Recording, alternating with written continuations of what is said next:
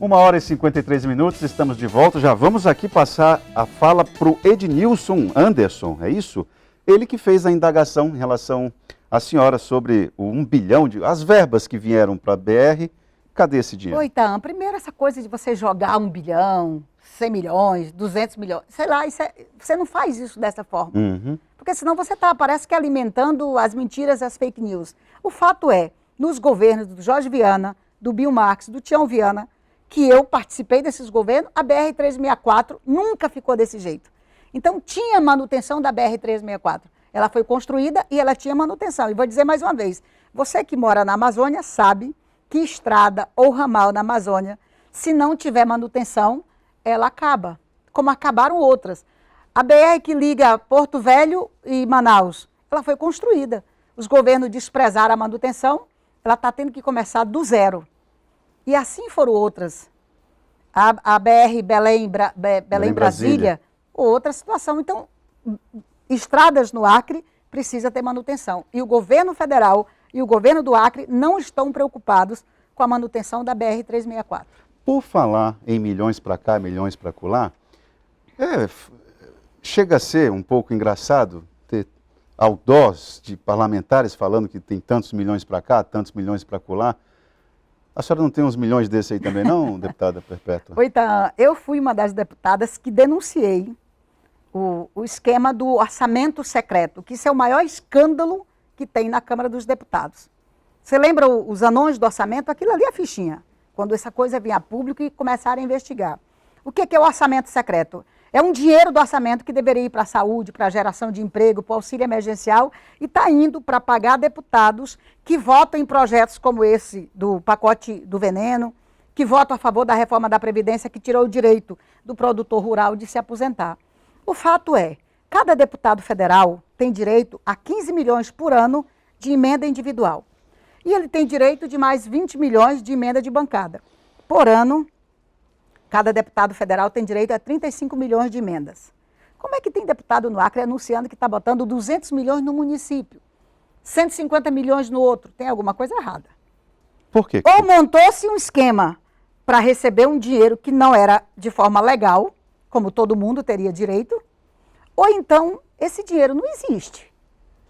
Eu acho que vai chegar um momento que vai ter prefeito que vai ter que vir a público e dizer: ei, esse dinheiro não chegou na minha cidade. Ou se chegou... Porque ou o prefeito mostra a obra daquele dinheiro, ou então ele vai ter que se explicar que roubou o dinheiro do que o deputado disse que mandou para ele. Então tem alguma coisa mal explicada sobre esse negócio aí, viu, Itaam? Bom, tem uma outra situação que eu acho que vale a pena a gente explicar, ou pelo menos discutir, que diz respeito à questão do preço dos combustíveis. Esse é um assunto muito caro para o acreano, e nós, ontem mesmo, o presidente Jair Bolsonaro informou na live dele que acho que vai acionar mais uma vez a Advocacia Geral da União e vai entrar na justiça contra alguns governos de alguns estados. O governo federal quer responsabilizar os governadores em relação a isso. Está difícil de entender que não é só o ICMS o grande bicho-papão do preço do combustível. Então, deixa eu te fazer uma pergunta. O seu salário no final do mês é em real ou em dólar? É em real, bem real, e o R é minúsculo. Você conhece alguém no Acre que receba o seu salário em dólar? Não. Eu também não. E por que as pessoas têm que comprar uma gasolina reajustada pelo dólar? A nossa moeda não é o dólar. O problema é, o presidente Bolsonaro não tem coragem de enfrentar o problema. Qual é o problema hoje da gasolina ser tão cara, ser reajustada todo mês? Teve mês que ela foi reajustada 2 vezes. E quando a gasolina reajusta, aumenta o preço do feijão, aumenta o preço do arroz, aumenta o preço da carne, aumenta tudo. O problema é que o presidente da República, o Brasil, é o maior acionista da Petrobras. Ele vendeu várias ações, mas a União é o maior acionista. E o maior acionista tem que chegar, bater na mesa, ter coragem de dizer: eu não quero assim. Eu, que sou o maior acionista, a gasolina vai ser de acordo com a produção do petróleo no Brasil e não de acordo com o dólar, como querem os outros acionistas. O mercado reagiria como se o governo chegasse nesse tom? O governo tem que ter coragem de fazer isso e dizer o seguinte: a Petrobras ela tem que estar a serviço do desenvolvimento da população e não a serviço do empobrecimento da população. E dizer mais, o mercado, os acionistas que têm ação na Petrobras são minoria. Quem manda numa empresa É sempre quem tem mais ações. É sempre quem é o dono dela. O dono da Petrobras ainda é a União, mas o governo federal não tem coragem de acabar com essa política do reajuste do petróleo, do reajuste do combustível de acordo com o dólar. Aí fica dizendo o seguinte, não, eu vou entrar na justiça contra os governadores porque cobra o ICMS. Esse não é o grande problema. Porque se deixar de cobrar o ICMS, primeiro vai faltar dinheiro para a saúde, para a educação, o governo do estado para vai pagar estar abrindo, o auxílio emergencial das vai pessoas. estar abrindo mão de receita, né? É claro, porque se você deixa de receber, você deixa de entregar para alguém. Aí ele pode deixar de pagar auxílio emergencial, pode faltar mais dinheiro ainda para a saúde. O fato é, o governo precisa ter coragem de dizer o seguinte, os brasileiros não vão pagar para os acionistas da Petrobras ficarem cada vez mais bilionários. Tem que ter coragem de tomar uma decisão. Olha, tem aqui uma outra observação. Olá, Itaã, gostaria de saber da deputada aquilo que eu falei para a senhora em relação à imagem da bancada. O porquê ela e seus amigos de bancada falam, mas nada fazem para a saúde. A BR-364 nunca prestou. Eu ia viajar toda semana e a BR nunca mudou. Você também não se identificou, se pudesse identificar, eu agradeceria. Mas ele mesmo diz que ele viajava toda semana. Agora não consegue mais ir. Antigamente a BR funcionava, a pessoa ia toda semana. E mais, a última ida nossa da bancada para discutir com o Ministério do Esporte sobre a situação da BR, foi inclusive com denúncias que eu fiz, de que tinha empresa recebendo dinheiro pela manutenção da estrada e não estava fazendo. E aí o Ministério do Esporte, o ministro Tarcísio assumiu o compromisso de que iam tirar essas empresas e iam fazer nova licitação. E eu vi aqui no Acre gente defendendo essas empresas, não sei por quê. Mas eu não posso defender uma empresa que está ganhando dinheiro e não está entregando serviço.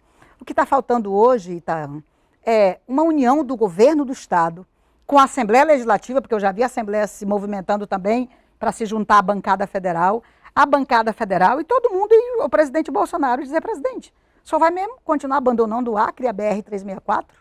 Certo. Deputada, o Zé Neto está perguntando o seguinte, o Itaã pede para a deputada explicar mais sobre essa renegociação do FIES. Você tem alguma rede social que ele possa ir buscar informações? Sim, no meu Facebook, no nosso Instagram, nós estamos publicando e eu estou gravando um vídeo, inclusive, explicando mais detalhes. Mas é a partir do dia 7 de março que vai estar liberado esta negociação da dívida do FIES. E quero lembrar, a medida provisória ainda não foi aprovada. Nós já apresentamos emendas na medida provisória para melhorar, porque do jeito que ela está, ela beneficia os endividados sim, mas ela pune quem sempre pagou. Você tem que ter uma compensação para quem sempre pagou em dias. Entendi. Porque a medida provisória, ela só atinge aqueles que estão com mais de 90 dias sem pagar, ou que estão anos sem pagar. Eu briguei muito por isso. Agora, você não pode também deixar de atender quem pagou em dias. Quem pagou em dias, na minha opinião, tem que ser anistiado da dívida que ainda tem pela frente. Tem uma pergunta aqui que eu acho importante, é pedagógica. A sua resposta pode ser pedagógica, para o Alexandre. Boa tarde, Itaã. Para você ensinar o que é o papel da oposição. Boa tarde, Itaã. Por que eles não se juntam ao presidente para fazer isso e ficar contra? Eles só pensam neles mesmos, não no povo. O Alexandre está perguntando. Eu não entendi o que ele quis dizer. Porque ele está querendo que você se junte ao presidente, se una esforços junto ao presidente. Olha, o presidente Bolsonaro primeiro tem que querer ajudar o Acre. Porque a bancada, como nós, todos os deputados e senadores, temos dito, aqui tem um problema, o presidente precisa resolver. O presidente é o cara que cuida do dinheiro do orçamento. É ele que diz se vai arrumar uma estrada ou não. E nossa função aqui, inclusive a minha como deputada federal de oposição, é de mostrar o erro e de cobrar. E eu tenho dito, a BR-364 pode fechar se o governo federal continuar sem ajudar, sem fazer o processo de manutenção. E o governo do estado de braços cruzados, parece que não é com ele, o governador Gladys nem fala dessa BR. E tem um outro aspecto, deputada, a oposição ela é necessária num regime... Aliás, quem está apontando os problemas da BR-364 tem sido eu tenho sido uma das poucas deputadas que tenho falado sobre isso. O governo tem que agir, o governo tem que trabalhar, o governo tem que ir lá e fazer o serviço. Seja qual for o governo, é importante ter a oposição, seja qual for o governo. Tem aqui uma outra pergunta, olha só. Boa tarde, Itaã. Se diminuísse o fundão, teria dinheiro para as estradas. Pergunte para a deputada se ela concorda com os quase 5 bilhões para a campanha. Olha, nós inclusive votamos contra o orçamento que botou 5 bilhões. Agora é o seguinte, isso aí é fichinha. o dinheiro do fundão é fichinha, é pouca coisa diante do grande esquema que é o orçamento secreto, que eu falei sobre ele aqui. O orçamento secreto é uma grande parte do orçamento da União que é colocado reservado para o presidente, dá para deputados no parlamento e senadores que votam a favor dessas propostas absurdas que ele tem mandado para o parlamento brasileiro. O grande esquema no Brasil hoje é o orçamento secreto, as emendas de relator. Isso é um grave problema. Explica para a gente essa ideia do preço da bagagem. O que é isso mesmo? Explica para mim, que eu estou por fora, eu quero entender. Olha só, então, acho que todo mundo que viaja, e brasileiro viaja sempre, lembra de um tempo em que a gente não pagava a mala que ia despachar. Uma mala de 23 quilos era gratuito. Hoje, se você quer viajar e você chega no aeroporto com a mala, ali mesmo você vai pagar de 160 a 200 reais para você despachar aquela mala. Isso é um absurdo.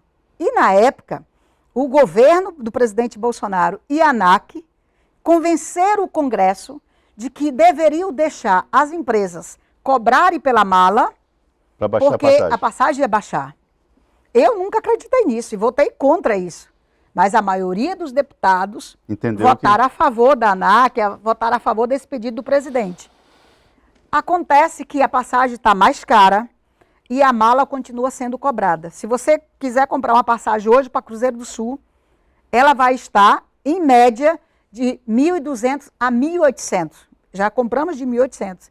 É dentro do estado, uma passagem de 1.800 reais para dentro do estado, com um voo de 50 minutos, é inaceitável.